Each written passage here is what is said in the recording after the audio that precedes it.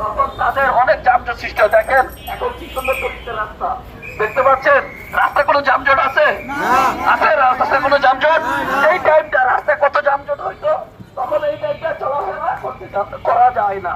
দক্ষিণ মিছিল এলাকার বাসীর জন্য অনেক কষ্ট হয়। এইখান থেকে একটা রোগী যখন যাতায়াত করতে চায় তখন সে আধা ঘন্টার ভিতরে এই রাস্তাটা, এই রাস্তার মোড়টা, দক্ষিণ মিছিল এলাকার এই মোড়টা সে অতিক্রম করতে তার আধা ঘন্টা সময় লাগে। আধা ঘন্টার ভিতরে রোগীরা তো সে স্ট্রোক করতে পারে অথবা কোনো অসুস্থ হয়ে মারাও যেতে পারে। এত সুন্দর রাস্তাটা আমাদের রাস্তা, এলাকার রাস্তা, আমাদের সব সমাজের লোকই চায় এই রাস্তাটা পরিষ্কার থাকুক। আমি মনে করি এটা আমরা জনগণের পক্ষে দাঁড়িয়েছি, আমরা এলাকার পক্ষে হয়ে জনগণের পাশে দাঁড়িয়েছি।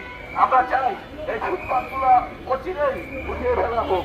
আমরা আইনগত ব্যবস্থা নিচ্ছি, অলরেডি আমরা কথাবার্তা চলছে সিটি প্রশাসনের সাথে।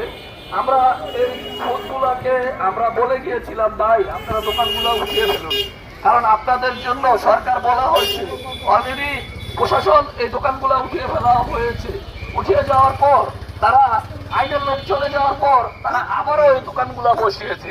ক্ষমতার অপব্যবহার, তাদেরকে কেউ ক্ষমতা দিচ্ছে, কারণ আপনার অবৈধ কিছু লোক তাদেরকে ক্ষমতা দিচ্ছে। না হলে তারা প্রশাসন এই দোকানগুলো উঠানোর পরও তারা এত সাহস কোথা থেকে পায়?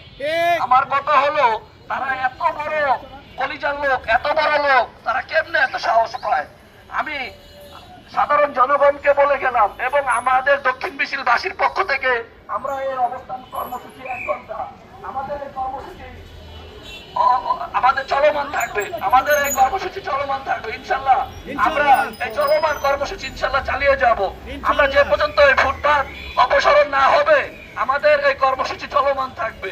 আমরা জনগণের পক্ষে আছি, আমরা সরকারের পক্ষে আছি।